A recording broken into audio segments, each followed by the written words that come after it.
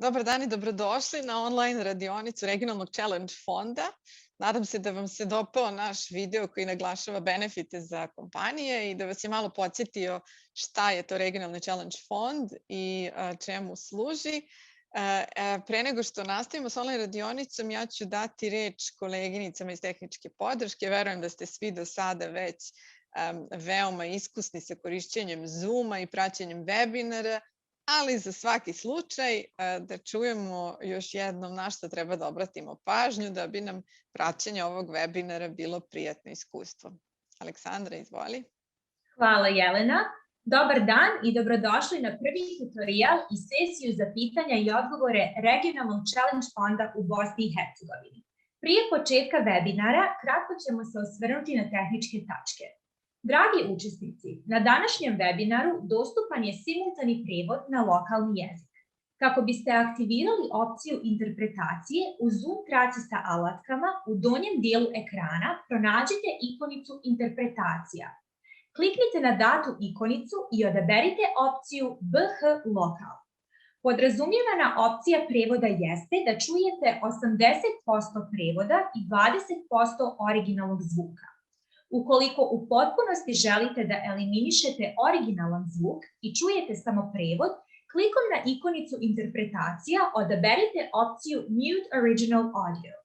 Dakle, zvuk na engleskom možete isključiti opcijom Mute Original Audio. Preporučeno je da koristite Zoom desktop aplikaciju. Tokom webinara vaši mikrofoni su prigušeni, a vaša pitanja u vezi sa aktualnim konkursom RCF-a na lokalnom ili engleskom jeziku možete postaviti putem Q&A opcije koja se nalazi u Zoom traci sa alatkama. Preporuka je da pitanja postavite nakon izlaganja panelista. Pitanja učesnika će biti odgovorena tokom sesije pitanja i odgovori usmeno ili pismeno od strane panelista, a ukoliko u toku sesije odaberete opciju Raise Hand, daćete signal moderatoru da želite da postavite pitanje usmeno. U slučaju dovoljno raspoloživog vremena, moderator će vas prozvati da se uključite u program uživo i postavite vaše pitanje. Prije uključivanja u program uživo, molim vas da provjerite da li je audio sistem podešen tako da možete koristiti mikrofon na vašem uređaju. To možete uraditi klikom na strelicu pokraj ikonice mikrofona u lijevom donjem dijelu ekrana i odabrati opciju Test Speaker and Microphone. Tehničku podršku kao i druge učesnike možete kontaktirati odabirom opcije Chat koja se također nalazi na Zoom traci sa alatkama. Putem ove opcije možete razmjenjivati komentare sa ostalim učesnicima. Prilikom korištenja iste možete komunicirati sa određenom osobom ili sa svim panelistima i učesnicima ukoliko odaberete opciju To all panelists and attendees koja se nalazi u chat sobi. Hvala. Hvala, Aleksandra. Evo, čuli ste i vidim da neki od vas već uspešno koriste opciju Questions and Answers, Q&A, i na neka pitanja ćemo odgovoriti pismeno. Neka pitanja će biti odgovorena tokom prezentacije mojih dragih kolega danas. Kao što ste vidjeli u pozivu, Regionalni challenge fond je nastao na inicijativu Nemačkog saveznog ministarstva za ekonomsku saradnju i razvoj. Delegiran je Nemačkoj razvojnoj banci, a projekat sprovodi kao glavni implementacioni partner Komorski investicioni forum. Moje kolege Pavel Kapsdorfer, gospodin Frieder Verman kao team lider i moja malenkost, mi smo članovi jedinice za upravljanje fondom, verovatno ste nas viđali na prethodnim webinarima i mi pomažemo Komorskom investicionom forumu u svakodnevnoj implementaciji projekta, organizaciji poziva i ostalim procesima vezanim za svakodnevno upravljanje fondom, kao što nam ime kaže.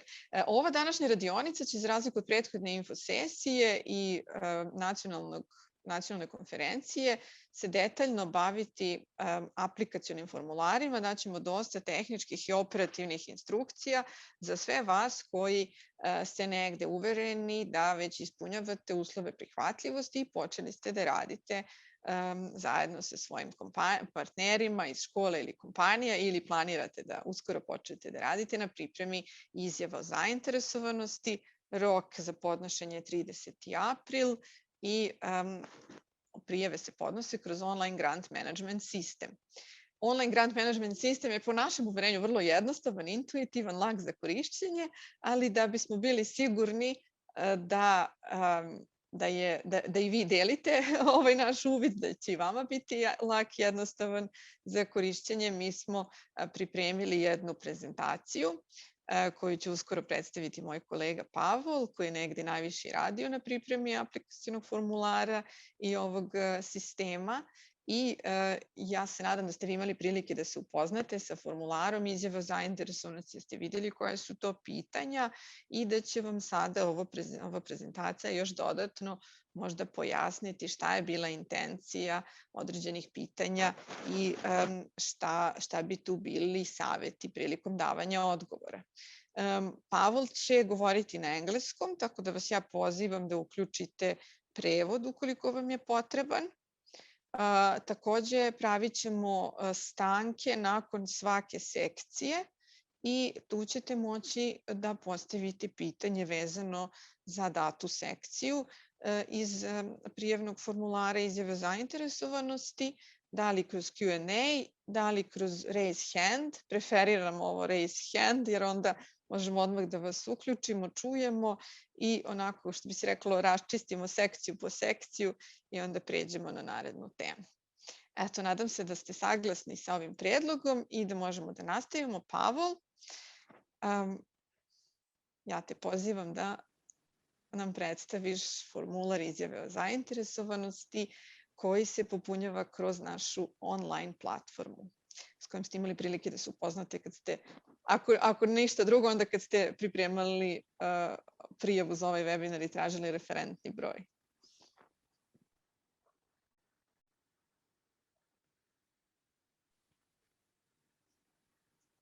Good morning. Thank you, Jelena. Good morning, everybody. So I will try to guide you through our grant management portal where you need to complete your application, expression of interest application. As you already, all of you, because you were requested with the registration, is reference number, means that you already pass all of you this stage where you need to register. But this will be applicable also for your enterprises, partner enterprises, who are going to be invited to participate on your application. And what I wanted to stress from the beginning, that all these red asterisks on the right side of each page in the application represents the mandatory field. So all these fields will need to be completed before you can submit your application. So once you registered the application portal, here you will see the dashboard on the left side. And when you click on My Applications, you will get access to the applications, or basically to the application you started. And every time you come back, you can resume your work on the application here with the button Resume.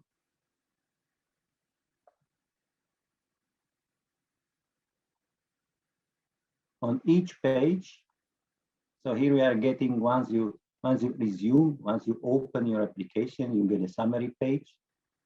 And on each page of your application, you will see here in this upper left corner the reference number of your application. This will be number which will be assigned by the system once you start the application.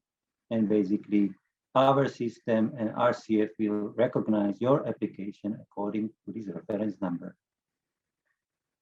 At the top of each page, including this summary page, you will see some text section which represent guiding notes. And here on the summary page at the bottom, you see 9 sections which represent complete application, expression of interest. And you will be able to edit each section if you go to Start. That means that nobody yet touched the section. So if you want to start to edit it, you need to push the button Start. Or here you see In Progress. That means somebody has been already editing this section, and you can continue to edit it with the button Edit.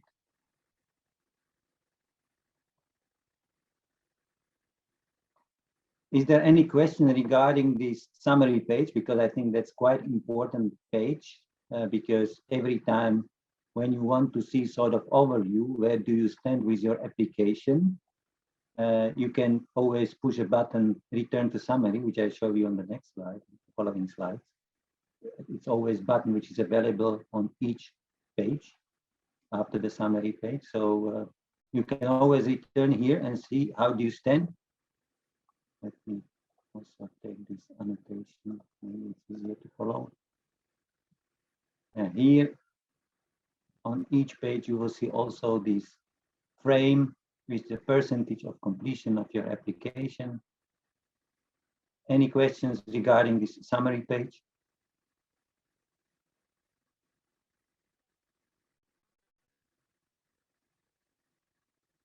Okay, not yet. Here, what is important to recognize, and I will go to that in the next slide, there are these two buttons here, two tabs, application and participants. Application represents the total setup of your application, while participants represent partnering enterprises, and I will get to that later on.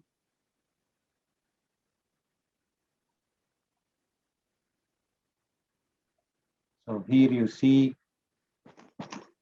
the bottom part. This is the same page where I've been before. Just the bottom part, I wanted to enlarge it, so I put it on another slide. So when you push the button participants, then you open up different screen. Here at the bottom, you will see the enterprises section, and depending on how many of them partner with you within the 𝗏 consortium, you will need to invite them. So you will see this button invite, and if you push it, you will see this little screen, invite a contributor to support your application, and here you would need to enter details of the person or of the enterprise you are going to invite, and you can also prepare a little email here for that person, for that enterprise, explaining that basically you are requesting them to join your project. This, when you push the button send invitation, the system automatically sends the email on the email address which you will introduce here in this box email. And within that email, they will see your message, plus there will be additional instructions how to follow up to get into the system, to register into system, and basically they will follow up the same steps as you did with the registration. Once, okay, here you will see also position of the enterprises. So here you see the position, one need to be invited, another one already completed their contribution. I will explain about that in the next slide. So once the enterprise will register in the system, they will get access to your application. And on their summary page, they will see a little bit different picture, meaning that they will be able to edit only these two sections, section 3 and section 4. All the others will be locked to them. They will be able to push button view and view what is mentioned, what is written there, but they will not be able to edit it. I still, and we still as a team recommend that you will complete all the fields, including the information on 𝗏 consortia. When I say you, lead applicant, VTI, will complete all the fields within the full application. And only once everything is completed, you will invite the enterprises to review the information, whether they are all correct, and also ask them about their approval of the application.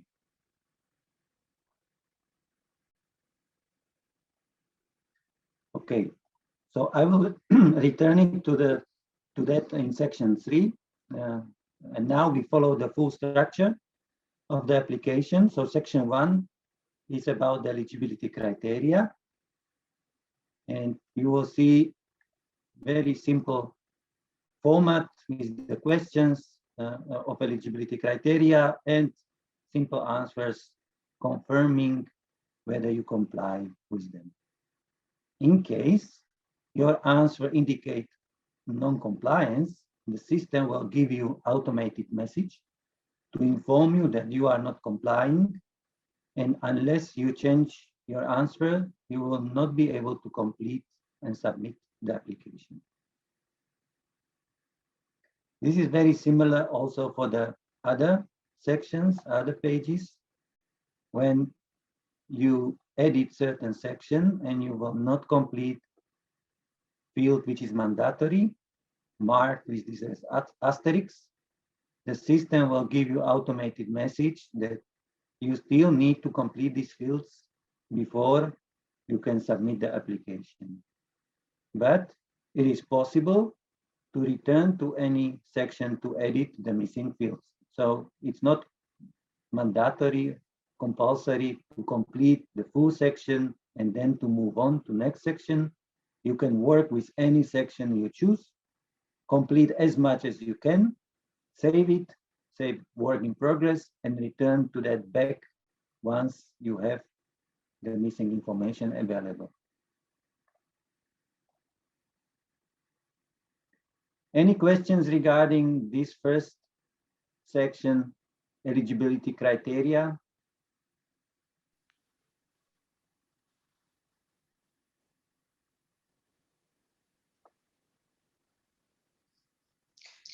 Thank you, Pavel, for the break. As far as I can see, there are no hands raised and no questions in the chat referring directly to the part that you were explaining. We have some questions about new programs, existing programs, but I think I can take that in written as it's not directly related to your presentation, so you can move on. Thank you. Okay, thank you. So let's move on to the second one. So second section is about information on vocational education institute. So as I mentioned here, you always see the status of completion. Then also you can always move in each section to the previous and next one with this button, previous page, next page. You can always return to the summary page with all the sections with this button, return to summary, and you can also save the progress. Here, what I wanted to emphasize, at the top of this page, you will see this little table with the information about the lead applicant. These are the contact details where you need to push button edit and enter all the information which are missing. And what I want to highlight here, it is the country where we would like you not to forget to enter the country, because unfortunately system doesn't allow us to mark it as mandatory. So, and it's really important for us to follow up on your application in terms of the country. So therefore, please don't forget to enter the name of the country here. And once the application is, as I explained before, completed and you invite the enterprises, this little table will get extended. And you will then see also the names of the enterprises and their information, which also can be edited. So in this section, you will, as you probably reviewed yourself, even through the website, the file which is available on the application package, you will see that you have the basic contact details of the requested, and next to that we have some characteristics which we ask to complete about the VTI, and that's about the number of staffs, teachers, students. Then we are requesting short profile, I mean, just to have an idea about your activities, about your educational programs, occupations you are involved with in the training, the organization and experience briefly described here.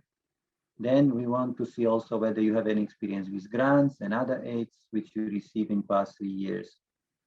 So again, just to specify approval amount, utilization, whether you have utilized the full grant, and what was the main purpose of the funding. So we don't need very detailed information, just very brief info, how you handle any grants and aids you receive. An experience from the cooperation with enterprises. So here again, just main information, whether you had previously any cooperation with the enterprises at all. And what is important here also to state liability towards credit bureau, tax and employment. And here, what we mean, this is not the regular monthly duties you have to pay, but these are the any overdue payments which you experience from the past. So basically any debts, which could be, a little threat for your operations. But in case there are some, we provided also a box below for the explanation. Any questions regarding this particular section regarding information on vocational training institute? Well, we have one question from one of the attendees saying we need a clarification for section 1. What do we mean by formally recognized qualification? So we have answered this question many times. Please go ahead in local language. Ok, formalno priznata kvalifikacija znači da obrazovni program sa kojim aplicirate vodi do sticanja kvalifikacije koja je negde prepoznata ili nacionalnim okvirom kvalifikacija ili bilo kojim drugim propisom koji na teritoriji na kojoj škola ili obrazovna ustanova sprovodi obrazovni program, program stručnog obrazovanja i obuke, poželjno odnosno obavezno kooperativan ili dualan, dakle da program vodi ka formalno priznatoj kvalifikaciji, da postoji neki sistem priznavanja kvalifikacija. On je od zemlje do zemlje drugačiji i u Bosni isto zavisi od teritorije, tako da važno je da je na neki način prepoznata kvalifikacija, priznata, da se izdaju javno prepoznati sertifikati ili diplome. Eto, nadam se da smo uspeli da odgovorimo, a možemo dodatno pojasniti ako bude potrebe. Samo da proverim da li neko podigao ruku. Nije. No, Pavel, I think we can go ahead now.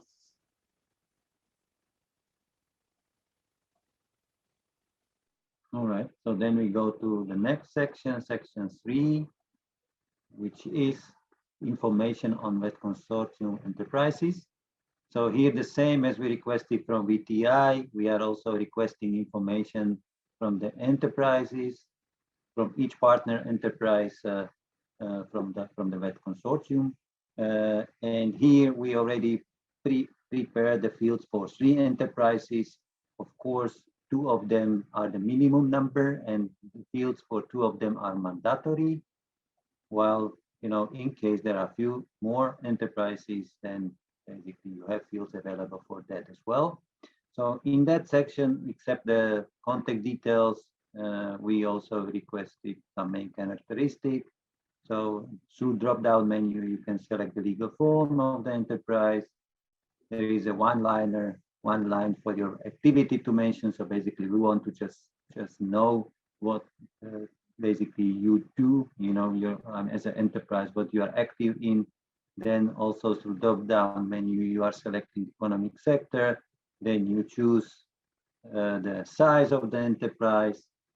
You enter the numbers about the total staff, managerial staff, and technical staff. We consider the technical is basically everybody else, which basically is not managerial staff. So whether these are workers, any support staff within the organization. Then we want to know about certificates and qualifications. So in case you have been awarded any quality standards or training licenses, we welcome if you enter those here. Then the same as on VTI, we want to know brief information, short profile about the enterprises. The same question, liability towards credit bureau, tax and employment authorities. Again, this is not regular obligations which you have, but the overdue payments and debts which you might have.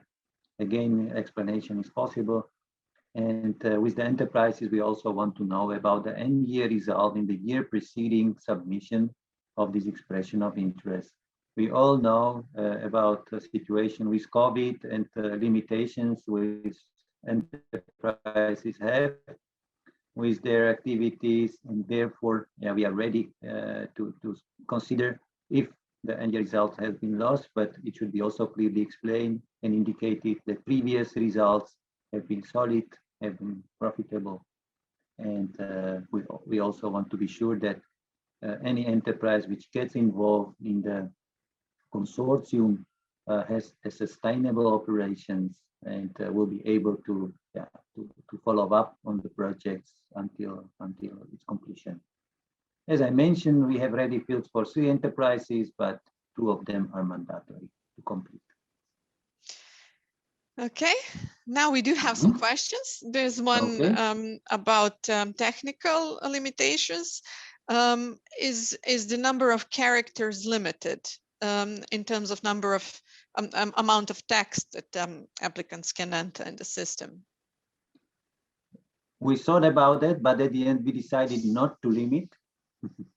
But we also hope that because this is indeed expression of interest stage where we do not require too much details, yeah, we expect brief information which give us an idea about the status and operations of both VTI and also enterprises. So where you see a box which is like with the activity, which is a single line box, this is the one-liner, yeah, and the text will only show in one line.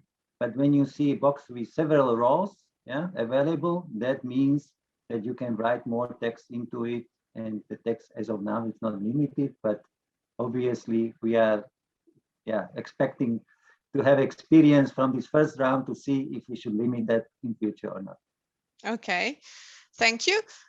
So, čuli ste, nije ograničeno, ali nemojte da preterujete, ukratko da kažem. We have some other questions.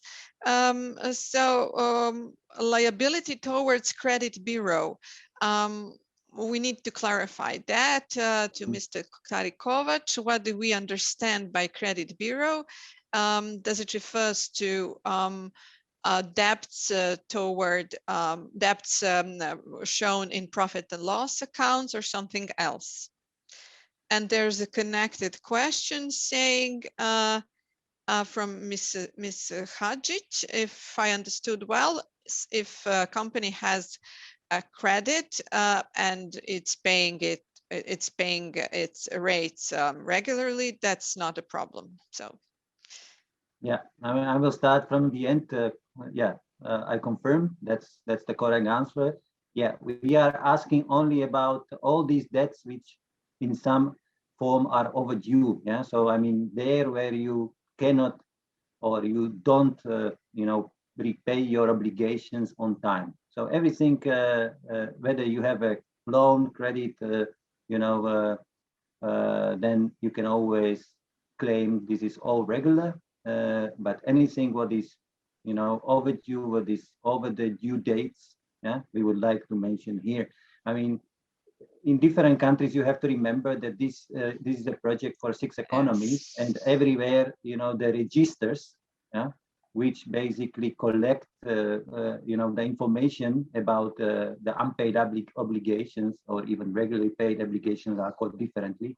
But this could be private, this could be, state-owned registers. And credit bureau is sort of general name for such registers around the world.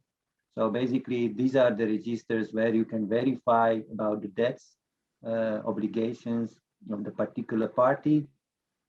And also, if anything is overdue, it is registered in that register. Jeste, dakle, zavisi od zemlje do zemlje gde se prikazuju ta neizmirena dugovanja, pošto ste pitali da li u profit loss account, tako da, evo, nadam se da vam je kolega dobro odgovorio.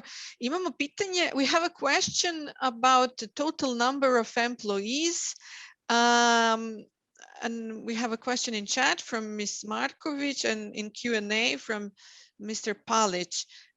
So one question is, does this total number of employees includes only those employees who are working permanently, having permanent contract, or also temporary contracts, like ugovor o djelu, but it's a type of temporary contract? And there is a connected question. Pomoćno osoblje. Does this how do we call it in English? Pomoćno osoblje. Some support staff. Yeah. Support staff. Does it include cleaners and stuff like that? I think Frida, if you want to enter here about the permanent, but I would say everybody who has a contract with the organization, yeah, should be registered, whether this is the full-time or part-time. So I think for us it's important to see that there is some contractual obligation from the enterprise towards the employee, and whether it's a full or part-time, it's we just want to be able to see, you know, about the size of the institution and basic structure in terms of the management and the rest of the staff. Frieder, do you want to add something? No, it's fine. No. U redu, dakle čuli ste bilo ko sa kim imate potpisan ugovor, da li je za stalno ili o delu, full time, part time. Dobro. Da vidim da li ima još. Što se tiče vaših pitanja koje se odnose na financije i učešće, to ću sačuvati ako se slažete za prezentaciju gospodina 𝗏𝗏mana koji će baš o tome da govori, pa ćemo onda vidjeti ako on ne da odgovore na sva vaša pitanja, ja ću ih vratiti. Samo da provjerim da li imaš nešto što se odnosi na ovu sekciju. Ne. Okay, so then we move on. I just want to say here also that we are not requesting at this stage financial statements or reports, any reports. So that's also important to say now. Da. Sorry, Pavel, I just see that one of the participants raised hand. Okay. Mr. Siniša Rulj. Gospodine Rulj, nadam se da nas čujete.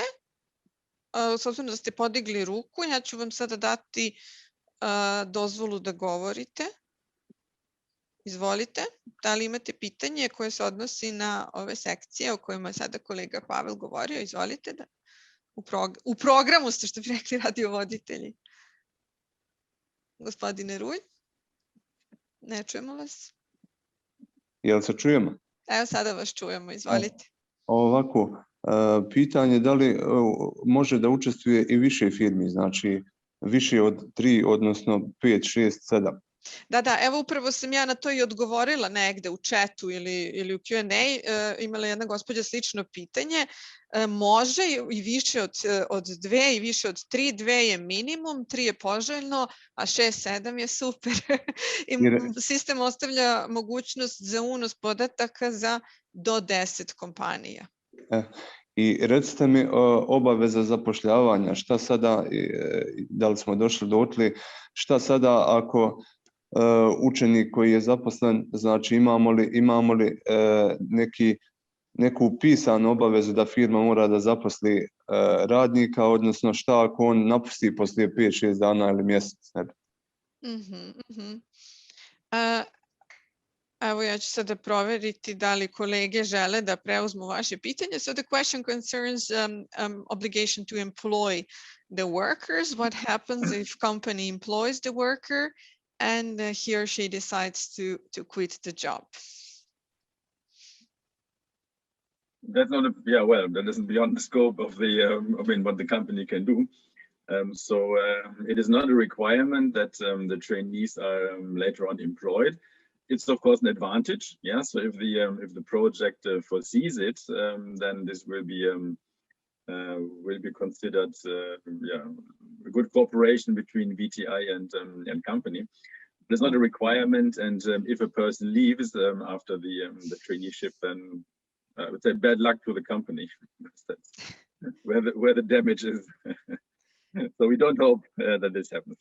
Nadamo se da se dakle neće dešavati da napuste učenici kompaniju, obaveza ne postoji u nekom striktnom smislu, ali naravno poželjno je da kompanije stupaju u projekat. Evo neko je postavio pitanje koje razloge imaju partneri izuzev dobivanja educirane radne snage, pa to je zaista glavna prednost, dobijanje kvalifikovane radne snage koja ume da barata savremenom i modernom opremom, mehanizacijom i ima tehničke veštine koje su kompaniji potrebne.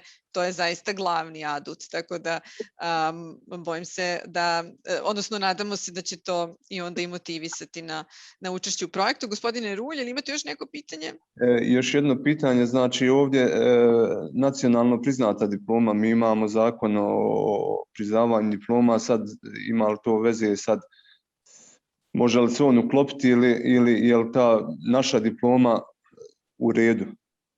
Naravno, sve što je predviđeno domaćim zakonodavstvom, regulativama na nivou entiteta, kantona, distrikta, dakle kako je regulisano, to će biti onda prihvatljivo i sa aspekta projekta.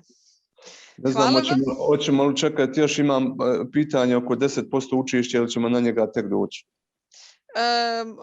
Možete nam napisati u Q&A pa ćemo kad gospodin Verman bude nastavio sa svom prezentacijom, da sad ne skačemo na tu temu, pošto je... Hvala vam, prijatno. Imamo još jednu podignutu ruku, gospođa 𝗵𝗲𝗥𝗲𝗴𝗶. Gospođo 𝗕𝗲𝗥𝗲𝗴𝗶, izvolite. Pozdravljam sve prisutne.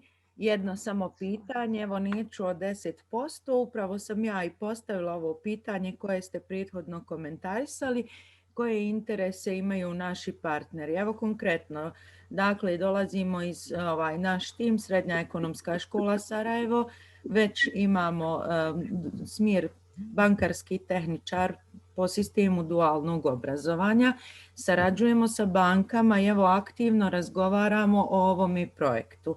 Međutim, banke, konkretno Raiffeisen banka, koja mi je dozvolila da podijelim iskustvo njihovo javno danas u ovoj radionici, su kazali ovako: oni imaju recimo studijski program koji ne plaćaju. Oni upravo pitaju koja je logika ulaganja ovih 10% kada mi imamo besplatnu, educiranu, kvalifikovanu radnu snagu i nemamo uopšte potrebe da ulazimo u partnerstvo koje treba mi da platimo 10%. Nijedna banka vam neće pristati na takve uslove i oni upravo traže razloge jer uopšte im nije izazovno što će oni dobiti edukovanu radnu snagu. Kako kažu, kad mi imamo besplatne tutoriale, evo konkretno mi smo zainteresirani za programe IT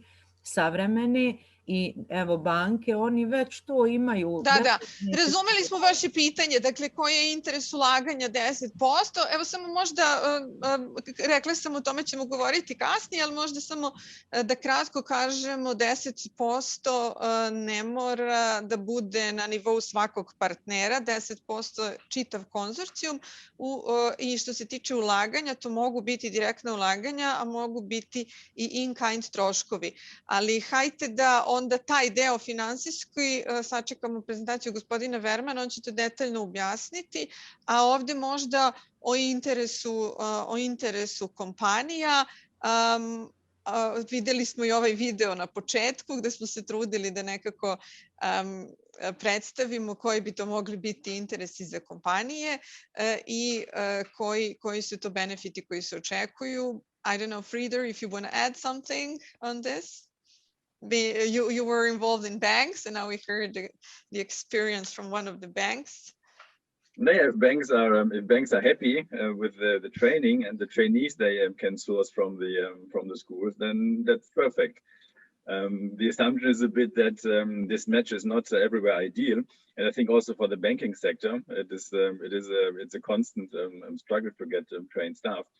And investing in the education of staff is, I think, quite a standard. It doesn't have to be in cash, that's correct. So it can be in kind, and then the contribution with regard to the on-the-job training can be included as a matching contribution.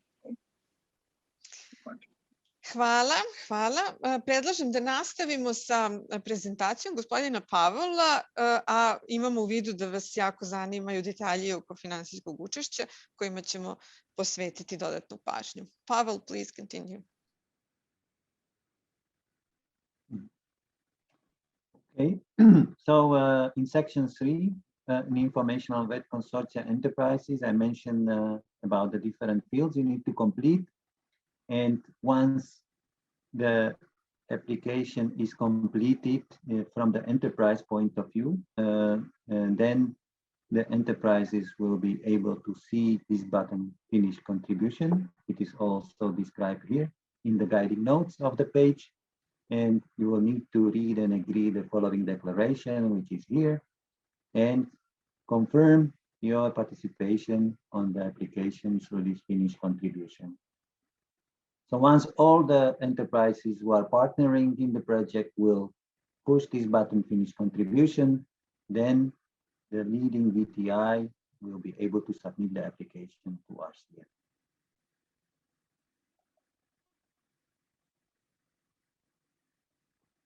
This was related also the question we received about the number of the enterprises. As I mentioned, we have pre-formatted fields for 3 enterprises, but in case there are more enterprises participating in the project, then you have this section 4, additional enterprises, where you need to reply to question. And in case you want to add additional enterprise, you need to answer yes.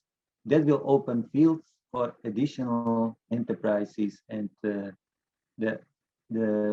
system allows to enter details up to 10 enterprises altogether or in total. So next to the 3 enterprises which are already present in the system, you can enter the details for the enterprises number 4 up to 10.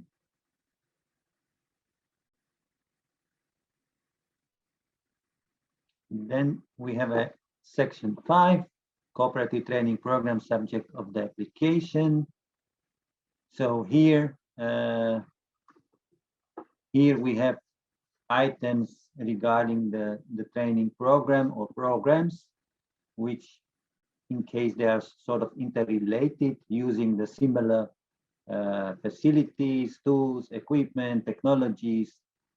So you need to answer that here in these particular items. So you see items like new or existing program, provide their titles, then we need also their certificate of accreditation, number or approval. In case there are more of them, we again edit the box for comments. Then about the sector from which these education profiles are active. And then we have information about the type of training program, so whether these are short-term or long-term. The short-term are obviously those who are doing not, let's say, the formal study of 2, 3, 4 academic years, but the short-term courses which are organized for requalifications or continuing education, adult learning. So these are also eligible for our project. And here it continues with some other categories which haven't been able to fit to the previous page. So there you enter duration, whether it's a short-term course, then in months, long-term on academic years, number of training places to be entered in the first and second year, number of repeated parallel training programs. So in case it's a short-term course, then we expect that there will be few of them organized throughout the year, or they might be at least in order to comply with our numbers for the training places. The start date, learning places offered by the enterprises. So we want to see how much each enterprise, and you again have fields for 3 enterprises here. In case you have more of them, you are welcome to add those in additional comments. Then trainees employed. So this is a question which Peter has been already kind of explaining, that we do not, in our case, we do not require a confirmation that the trainees are going to be employed, but we would obviously welcome, and those projects will be also favored in case the enterprises will be prepared and willing to employ the trainees. Previous experience with cooperative training, so for enterprises want to see whether they had any previous cooperation with the VTIs, and rationale of cooperation, what does it bring for the enterprises, resilience to situations like COVID-19. So we want to see, you know, whether you have and these activities are contributing to your sustainability in case you go through the more difficult situations. And you have these box additional comments where you can enter additional information, which unfortunately you were not able to, to fit into the previous boxes. Any questions here?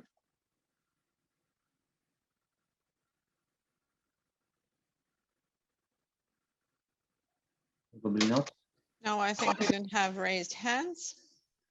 Okay, so then we go to next section, which is about the current status of cooperative training capacities. So here we want to see what are your capacities in terms of facilities, so premises which you use for the training, if they are available partially or no, the same for equipment, tools, machinery, teaching materials, teachers need training. This is already indicating your needs for the funding. Yeah?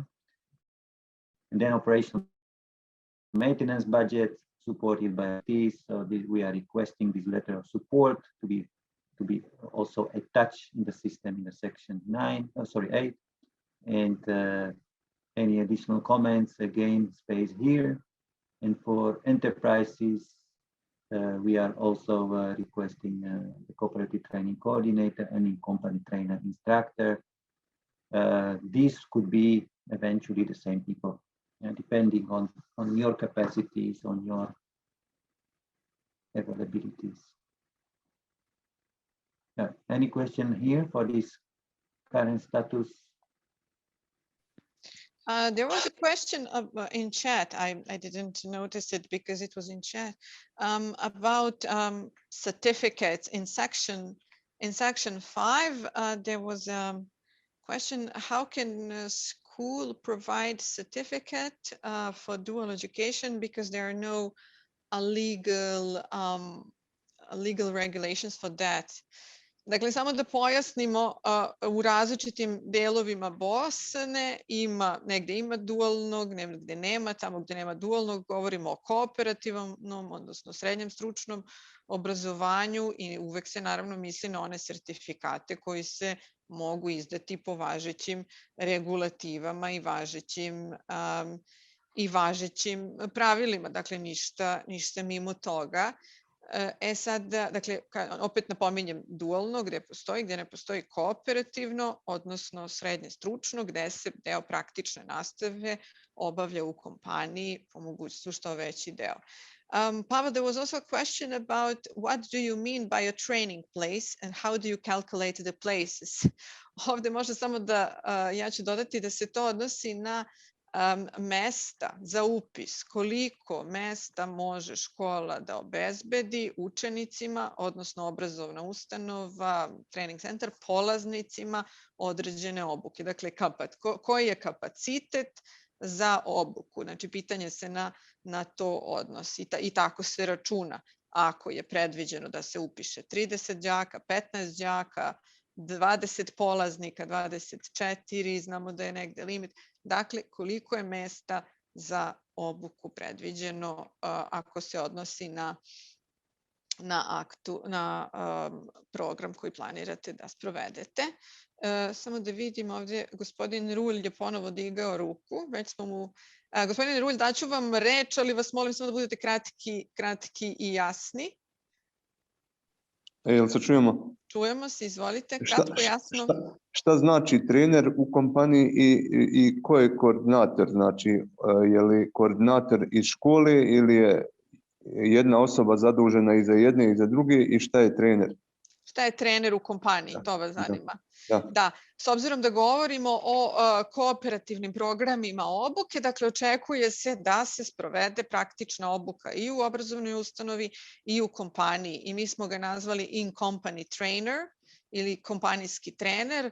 U nekim zakonodavstvima se zove instruktor, u nekima se zove mentor. Dakle, osoba u kompaniji koja supervizira učenike, odnosno omogućava im da steknu praktične veštine tokom boravka u kompaniji. Mentor, trener, instruktor, kako god. Što se tiče koordinatora, očekuje se da svaki partner u konzorcijumu, dakle i obrazovna ustanova i kompanije, nominuju, dakle ne angažuju od spolja, nego i mogu angažovati novog ili nekog od svojih zaposlenih, proglasiti za koordinatore praktične nastave, koordinatore kooperativnog obrazovanja, koordinatore dualnog obrazovanja. Dakle, to je jedan od standardnih uslova za kvalitetne prakse i kvalitetne programe učenja kroz rad, da postoji neko ko u organizaciji supervizira, nadgleda, koordinira, odnosno organizuje praktičnu nastavu. Dobro. Pavel, I think we may continue.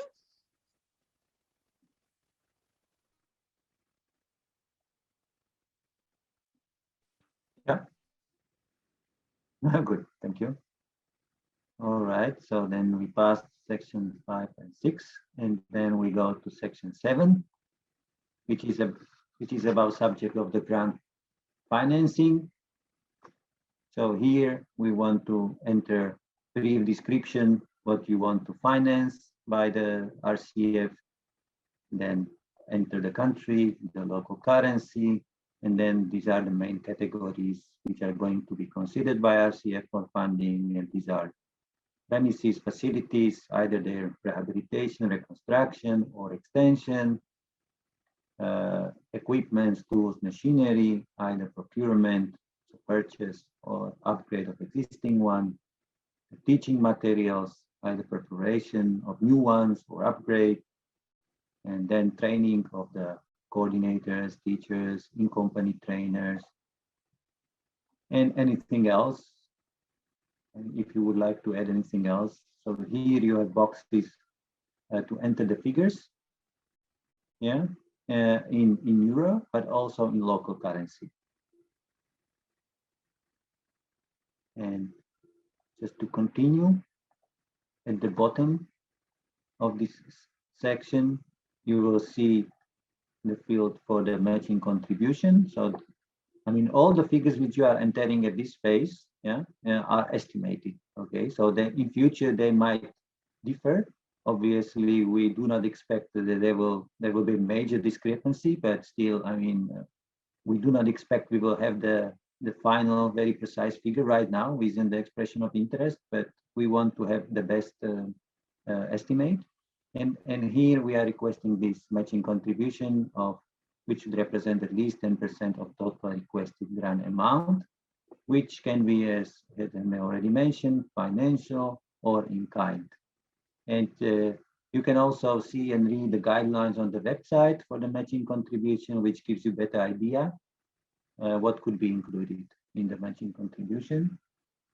And then we have also external partners, which possibly you might join forces for this project with any, you know, additional external partners, local or foreign, to finalize the project. And again, they could also contribute. So if your project needs additional support and these external partners are prepared to give you that support, we would like that you describe about this in this particular section.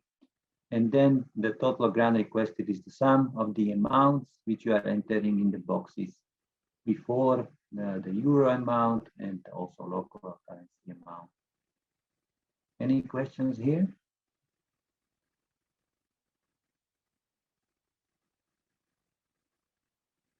Seems not. So then we are kind of getting towards the end. The Section 8 is about supporting documentation, which we would like you to upload to the expression of interest. And this is the memorandum of understanding, document, which the template is on our website under the application package. So it's bilingual. So it should be relatively easy to go through and to add the information which you need to add. And once it is signed, you scan the signed document and upload it here. I mean, as you see already, example.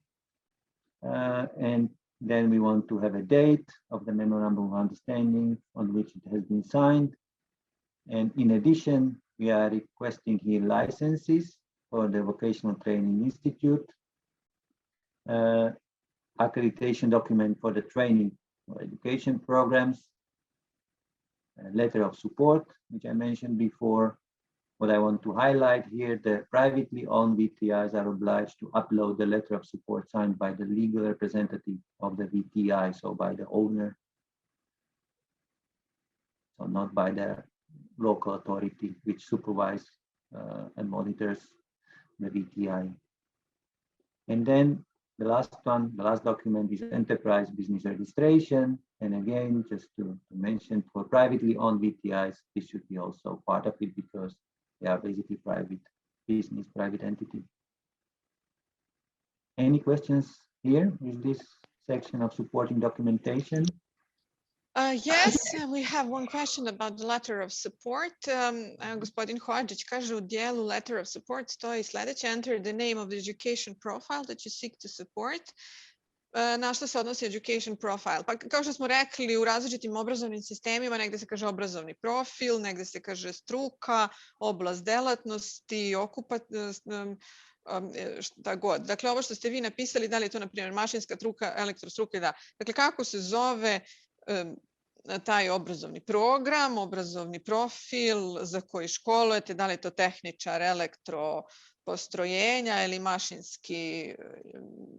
mašinski tehničar, dakle kako se zove obrazovni program sa kojim se prijavljujete za podršku fondu, dakle nešto što će nadležno ministarstvo razumeti kada napišete. Dakle, ovo pismo podrške, letter of support, služi za komunikaciju između obrazovne ustanove i nadležne instance, odnosno prve instance nadležne za superviziju i finansiranje zarada nastavnika i zaposlenih u školi i drugih pratećih troškova, i njime se potvrđuje da se ova budžetska sredstva dodeljuju. Dakle, šta god će poslužiti razumevanju između vas i nadležnih prosvetnih vlasti.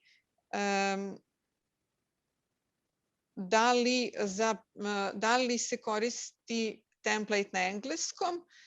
Pismo podrške memorandumu o razumevanju, kada odete na naš web sajt i odaberete jezik bosanski, moći ćete da na stranici koja kaže prijava preuzmete i pismo podrške memorandumu o razumevanju na lokalnom jeziku. Memorandum o razumevanju je, mislim, dvojezičan, i engleski i bosanski u jednom dokumentu, a pismo podrške je isključivo na lokalnom. Tako da slobodno iskoristite ove verzije na lokalnom za pismo podrške memorandumu o razumevanju, potpišite ih i onda ih tako okačite na grant management sistem. Sad samo da vidim, imamo i neke podignute ruke. Gospodin Rusmin Idrizović. Gospodine Idrizoviću, izvolite. Molim vas da nam postavite vaše pitanje, kratko i jasno. Evo, ja vas sada pozivam da uključite svoj mikrofon i postavite nam pitanje.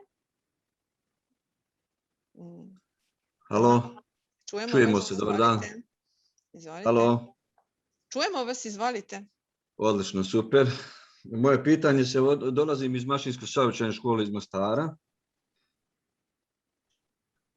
Moje pitanje se odnosi na kratkoročno i dugoročno trajanje programa obuke.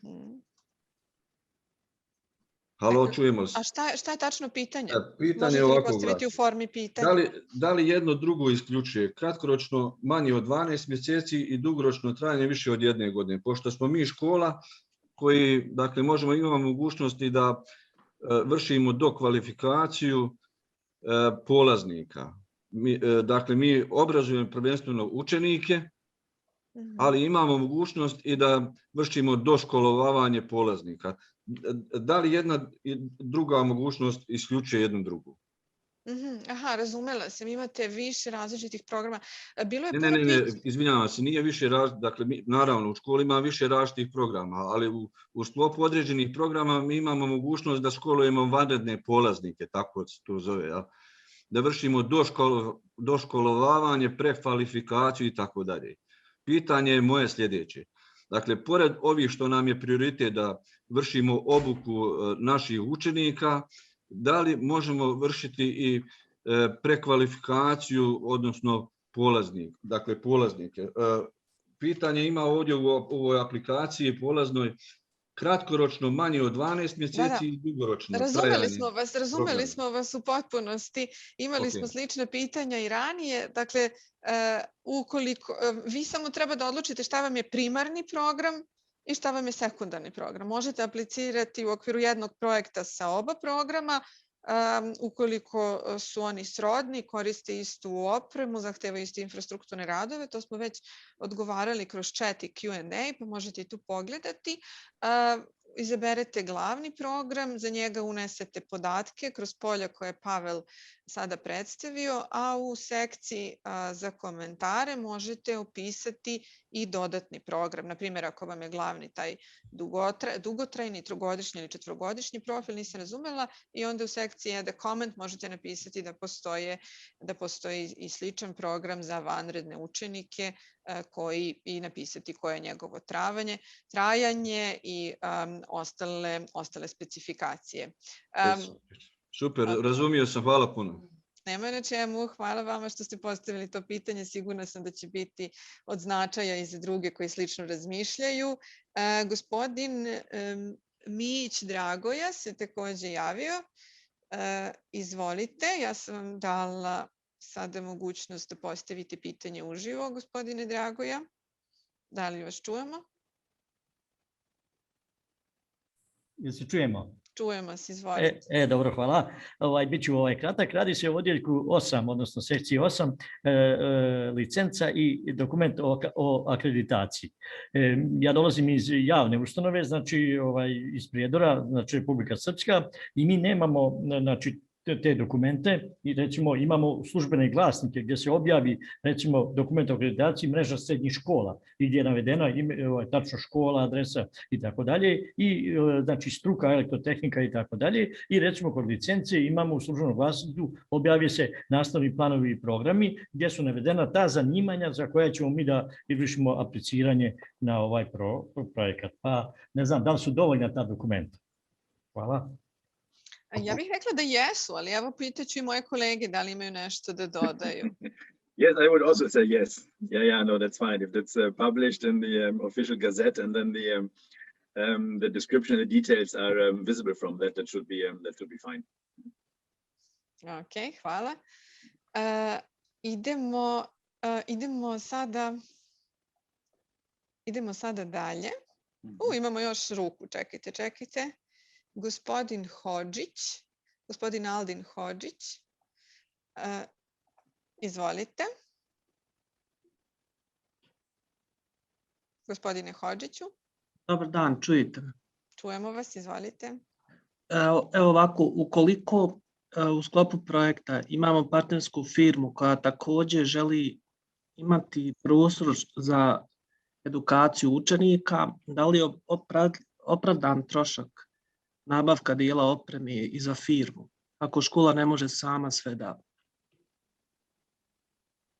ako nije prostorno i tehnički osposobljeno, da jedan dio edukativne opreme bude i u sklopu firme koja je partnerska. Da, imamo puno pitanja, dakle, koje se odnose na opremu i gdje nju smestiti. Naša osnovna ideja regionalnog challenge fonda je unapređenje kvalitete i relevantnosti srednjeg stručnog obrazovanja, te se kao primarni nosioci, odnosno primarni korisnici investicija treba posmatrati obrazovne ustanove, srednje stručne škole, trening centri i tako dalje i tako bliže. Što se tiče smeštanja oprema u kompaniju, u određenim vrlo ograničenim situacijama koje bi morale biti vrlo jasno i precizno obrazložene zašto bi trebalo neka oprema da bude smeštena u kompaniji, a ne u školi. Možete probati sa tim ako zaista je neophodno. Samo napominjemo da čak ni u tom slučaju ne bi trebalo da se oprema koristi od strane kompanije za proizvodnju ili druge delatnosti, već da stalno bude na raspolaganju školi za obrazovne aktivnosti. Striktno za učenike, da. Striktno za učenike, korisnici programa treba da budu učenici i radi se na njihovoj zapošljivosti, a indirektno kompanije ostvaruju benefit kroz dobijanje edukovane radne snage. Hvala gospodine Hodžiću. Frieder, Pavel, would you like to add something on my previous responses, or you're fine? No, that's fine. Okay, let's move on to come to the section on finances, which is, I like 10 questions here waiting to be answered. All right, so the last section is about the completion and submission. So on the last section, you see this declaration where you are declaring that the information which have been completed within the application are true, complete, accurate, and okay, let me move here. Oops. If you complete all the sections of the application and the enterprises push, all the enterprises, partner enterprises push the button, finish contribution, the lead applicant will be able to see the button submit application. So that will be the moment when you will be able to submit the application to RCF. And as it has been mentioned on the info sessions within my brief application presentation, the application could be still accessed after the submission and view it, but you can't modify it anymore afterwards. So Jelena, that would be all from my side. For now, the contacts, in case you would have any question, query about the application, this is our email where you can write all of those and we will try to get back to you as soon as we can. So thank you very much. Thank you Pavel. Hvala Pavel. Kaže, jasno je da trebaju spoljni partneri da može učestvovati više kompanija, da se može raditi u praktičnoj nastavi. Drago mi je da smo to razjasnili. Dobro. Ja ću sada prepustiti reč gospodinu Vermanu, pošto ne vidim da ima pitanja koje se direktno odnose na sekcije o kojima je Pavel govorio. Gospodin Verman će vam predstaviti kako bi trebalo da izgleda budžet projekta i dati određene naznake oko finansijskog učešća. Možda je ispratio pitanja iz Q&A. Frieder, if you already saw some questions from Q&A, feel free to answer them during your presentation. If not, I will bring them back. You put them exactly afterwards. That's okay. I saw some of them. That's true. So let's see whether my short presentation will answer them. So okay, I will briefly share my screen. Is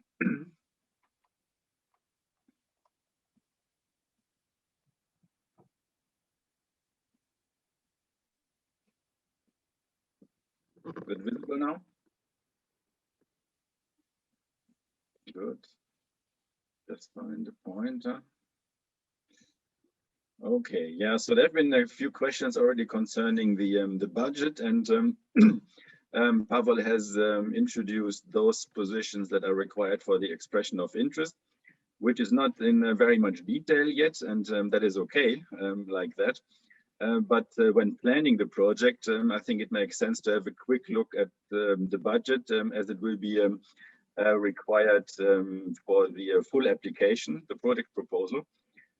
This is the budget template as we as well have it on our website, so can be downloaded there, and you may have a look at it. Just a few words concerning the different positions in it, and yeah, to answer some of the questions that regularly come up. So basically, this template has two elements, two parts. One is basically the planning of the expenses, which are these positions here. So we have it in different phases. And the first phase is the project implementation. That is usually when the equipment is being installed or the rehabilitation of a workshop takes place. And then we would like to know the cost structure and the expenses for the following 3 years, and this means academic years, so the years when trainings in the premises take place. In addition to that, we have maybe I can go then to the next slide. Becomes a bit more visible here. We have 3 different areas of investments for the planning. One are the investments, the physical investment, that is machinery and building adaptation, and whatever is required. So there are also other investments that can be specified. Then we have the activities related to the cooperative training program that's to be part of the project, and then we have operating costs that occur with the implementation of the project. Question that is very often asked: the investments take place at the Vocational Training Institute, and the investment will be targeting the VTIs. And only under, as Jelena explained, in very specific circumstances, machinery or equipment can as well be placed at the company location. So most of the investments here we expect to take place during the project implementation. These are the investments in the hardware, so to say. And only maybe occasional updates here and there during the period of running the training program. The same applies to the program activities related to the cooperative training approach. Also, this rather in the preparation phase, and then maybe some refresher or some updates during the time of the program itself. And then we have the operating costs, and these obviously take place mostly during the implementation of the training in the years to come. A brief remark here already. So the RCF finances the training of teachers, the training of in-company trainers, teaching material, and as well advisory services.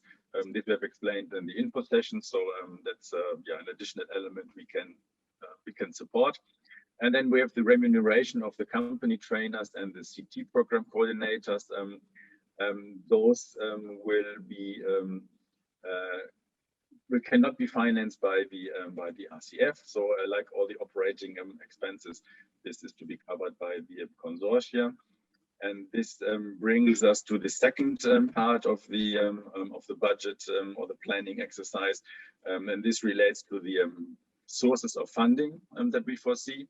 And there we come to the question of the matching contribution. That is this part, the co-financing, if it exists, and then the requested grant funding as the main pillar there.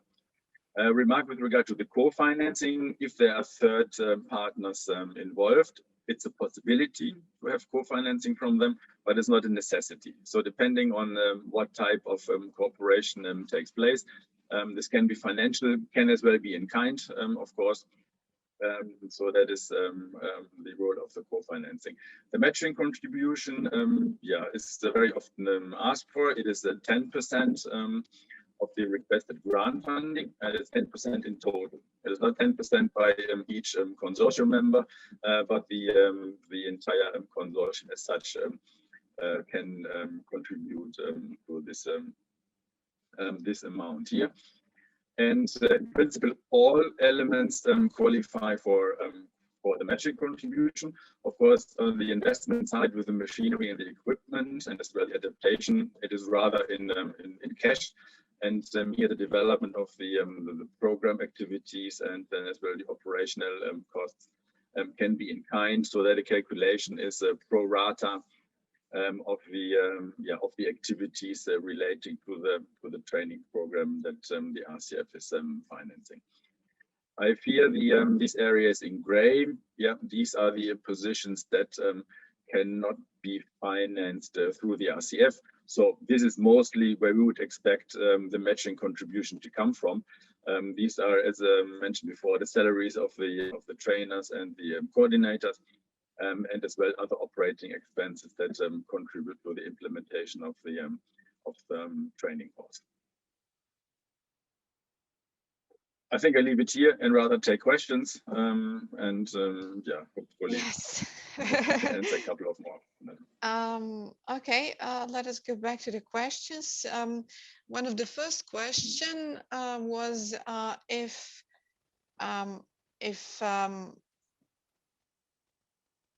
facilities that are owned by company that participates in consortia, if these facilities are given to schools, if I understand the question well, can this be calculated as matching contribution? Mm-hmm. And how to determine the value of it? Should there be any kind of a contract on renting the premises or something? Exactly. Yeah. Something like that. Yeah. So that's yeah. So they ideally there is it is possible, first of all, that a company rents the premises for training purposes to a vocational training institute. And then it's yeah, ideally there's a rent contract. If not, we could as well take market prices for a similar location. In any case, we will verify whether this is in line with the market. Yeah, so that is something that we will check as part of the due diligence, so to say. But ideally, rent contract would be a good basis for this kind of calculation. Ok, nadam se da je gospodin 𝗪𝗻𝗀𝗀𝗀𝗀 čuo odgovor na pitanje, budući da ga on postavio kroz Q&A odmah na početku.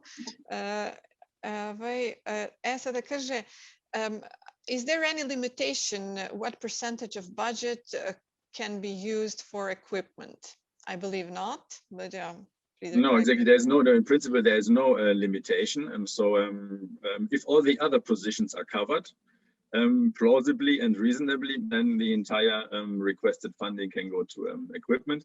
But we will, of course, have a look at what are the elements, or what are the project steps for preparation of the cooperative training, and as well are the operational costs covered. And if this can be shown, then it's fine to put everything on equipment or rehabilitation, whatever it is. Okay. There was a question if VTI doesn't own additional space.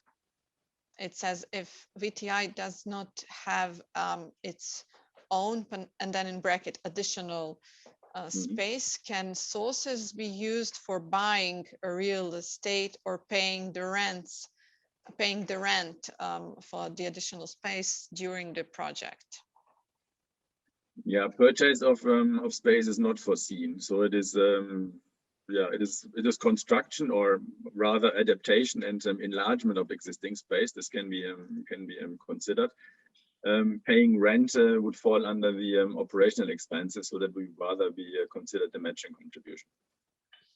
Dakle, plaćanje najma, plaćanje rente ne može biti pokriveno troškovima projekta, to može biti vaš matching contribution, odnosno obavezno finansijsko učešće. Evo samo da to ja i iskucam. Da vidimo šta je još ovdje bilo. Da li konzorcijum plaća 10% samo jednom ili svake godine? Does the consortium has to pay 10% for only one year of financing, or for each year of financing? I believe the answer is for the whole duration of the project. Yeah, it is no. So there's the amount of the project, and this is the 10% I calculated. But the contribution, the matching contribution, especially the operational expenses, can be calculated over the period of 3 years. Mm-hmm. Yeah. And there was a question: what if there is just to see where it was? I saw it somewhere. What if the program lasts for 4 years? and the budget is presented for only 3 years? There we will have a question. So we did not consider 4-year programs yet. If there are, we would, for the calculation of the budget, it will remain 3 years. But in our detailed analysis, we will have probably additional questions with regard to the coverage of costs that it's guaranteed as well for the 4th year. Da, ukoliko dakle, vaš program traje 4 godine, možete i dalje da aplicirate, obračunajte budžet za 3 godine, a dodatna godina će biti naknadno pojašnjena. Insurances and allowances, ako može pojašnjenje. Can we clarify categories under insurance and allowances? Yes, insurance is the necessary insurance for trainees to visit enterprise and to perform a training. So usually one would expect a liability insurance at least against accident. That's what is usually required. But I think it's also legally prescribed. And the allowances, this is allowances for the trainees that can be paid. In some countries it's obligatory, in other countries it's voluntary. Sometimes it takes place, sometimes not. It is not financed under the RCF, but if it takes place, can be calculated under the matching contribution. Eto, nadam se da ste čuli, znači osiguranje za slučaj nezgode, to je ovo insurances, mora da se obezbedi i treba da ga obezbedi konzorcijum. Što se tiče allowances ili remuneration, kako gde, u nekim zemljama zakon predviđa da praktikanti, odnosno učenici koji borave u kompanijama dobijaju određenu nadoknadu. Ako se predviđa nadoknada, možete prikazati kao finansijsko učešće. We have one question. What is the reason for this 10% of matching contribution and what does it include? But I believe that we have already covered what can be included in the matching contribution. Maybe just to summarize and to explain why. Yeah, okay, but the positions I think are sufficiently explained. There's also the guideline on the matching contribution and the template now. The logic of it is that usually project donors expect a certain commitment as well from the beneficiaries, and this varies usually by project between 10 and 20%. So here 10% that is asked as a commitment, as an input from the participating partners in the consortium. Okay, thank you. So we need a clarification of the first column, planning and implementation. Does that mean that costs occurred before the project has started can be covered? I believe not. We can cover. No, exactly. So that is, the cutoff date is indeed the positive decision. So the selection of a certain project. From then on, all the costs can be covered. That can be advisory, that can be training, and of course the investments. Everything up to, so during the application phase, is so to say at the risk of the applicants. So no costs for that can be covered by the RCF. Eto, nadam se da ste razumeli. Dakle, možete, uglavnom se kod projekata finansiraju oni troškovi koji nastanu nakon potpisivanja ugovora sa donatorom. Dakle, ovdje je to slučaj, troškovi koje ćete imati u sklopu pripreme aplikacije neće moći biti finansirani. Evo sad kaže, u suštini rad koordinatora ili donacija opreme od strane preduzeća u školu ulazi u 10% finansiranja. Dakle, još jednom da ponovimo, može donacija opreme od strane preduzeća, ali opreme koja se koristi direktno za program kooperativnog obrazovanja za čiju podršku aplicirate kod fonda. Dakle, sve mora da bude direktno povezano sa tim programom, pa i ta donirana oprema, njena računovodstvena vrednost. Rad koordinatora kooperativnog obrazovanja, praktične nastave, odnosno zarade svih onih nastavnika i stručnih saradnika koji rade na dotičnom programu kooperativnog obrazovanja za čiju podršku aplicirate u onom procentu njihovog radnog vremena koji se opredeljuje za ovaj program.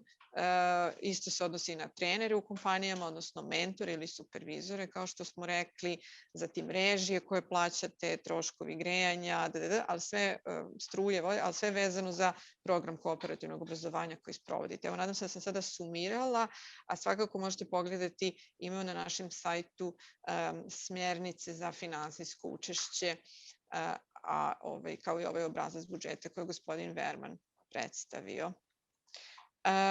Da vidim samo šta još imamo. LAI, koja je onda funkcija ove kolone i šta se u nju unosi? LAI, izvinite, ne razumem ovo LAI. Frieder, there was one question about the difference between matching contribution and co-financing. And there were also questions whether municipalities can provide a full matching contribution. So, yeah, so, we yeah, discussed this. Indeed, good questions. Indeed, so the matching contribution comes from the members of the consortium. So means the vocational training institute or institutes and the enterprises. Municipalities, for example, or associations or chamber of commerce or NGOs or international partners would be considered a third partner or a third party, and all their contributions would go under co-financing. Tako je, dakle, kofinansiranje ili sufinansiranje mogu obezbediti opštine ili eksterni partneri,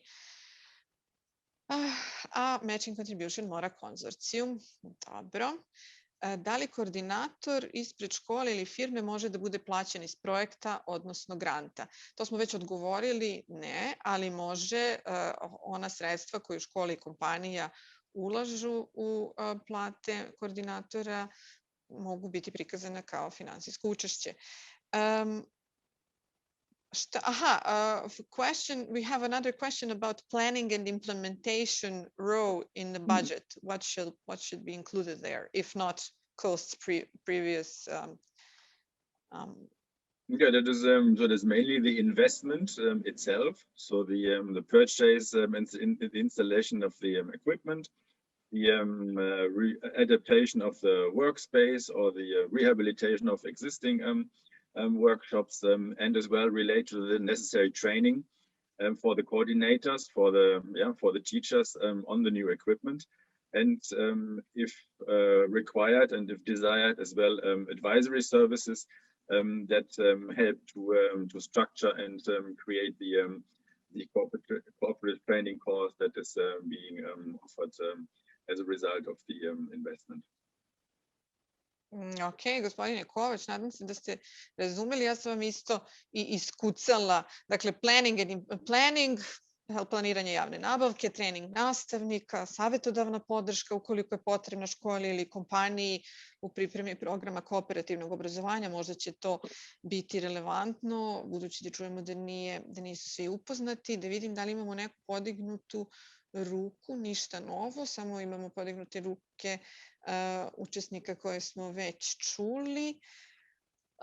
Vreme nam je isteklo, koliko se meni čini, odgovorili smo na većinu pitanja. Evo, gospođa Marinković-Vojvodić je pitala šta sa trogodišnjim zanimanjima, s obzirom da je trajanje projekta 24 meseca. Gospođo Vojvodić, projekat može trajati i 3 godine ako imate trogodišnji profil. Dakle, može 24 meseca, a može i 36. Dakle, to nije isključeno. Vi svakako pratite plan i program nastave. Kada je u planu i programu nastave predviđena praktična nastava, onda tada je i vi sprovodite. A ako VTI nema dodatni prostor koji je potreban za proširenje kapaciteta, na koji način je dozvoljeno da ga obezbedi? How can VTI assure additional space, additional facilities? I think we covered that by saying that renting costs can be presented as matching contribution. Matching contribution obezbeđuju firme u novcu ili in kind. Dakle, matching contribution obezbeđuje konzorcijum, kompanije i škole, samo kompanija, kako se postigne dogovor, i napomenjemo da to može biti novčano, može biti i nenovčano. Nekoliko puta smo ponovili šta sve tu može da bude uključeno. Dragi mojih 56 učesnika, drago nam je što ste nas ispratili i na ovom tutorijalu. Pozivamo vas da pogledate i sistem za naš online grant management sistem, da ga proučite. Ako bude bilo pitanja, možete nam se javiti mailom. Pozivam vas da još jednom pročitate propozicije konkursa na našem sajtu koje su dostupne i na samom sajtu i kroz dokumenta koje se mogu preuzeti. i da pogledate sekciju za često postavljena pitanja na našem sajtu, a na našem zvaničnom YouTube kanalu možete pogledati snimke sa prethodnih infosesija ukoliko ste neku propustili, sa nacionalne konferencije, takođe tu će biti i snimak ovog tutoriala. Stiže vam follow-up mail sa naše info@rscf-𝗵𝗶 adrese i tu ćete dobiti još jednom linkove koje sam ja sada upravo pomenula. Nadam se da smo uspeli da vas danas instruiramo i ohrabrimo da nastavite sa pripremom vaših predloga projekata, a kao i do sada možete se javiti ili Pavolu ili meni ili na infomail za sva pitanja ili pojašnjenja. Mi ćemo uskoro, mislim da je u pitanju 9. april ili 12. april, mešaju mi se različite zemlje. Mislim da ćemo 12. aprila održati još jedan ovakav tutorial, još jednu ovakvu online radionicu, bit će identičan sadržaj kao danas, samo da napomenem, iste prezentacije, isti ljudi, sve isto, nego nam je, pošto je ograničeno prisustvo, ograničili smo vaš broj da bismo stigli da na svačije pitanje odgovorimo, onda smo zato uveli 2 termina, eto čisto da znate da će tada sve biti isto kao i danas. Hvala vam što ste nas ispratili, što ste ostali do kraja i 4 minuta preko i ostajemo u kontaktu. Frieder, Pavel, if you want to say something at the end, now it's the time. Oh, thank you very much, Jelena, for the moderation and participants for attending. So that's it. Okay, thank you for your presentations. And okay, bye-bye. Thank you, bye.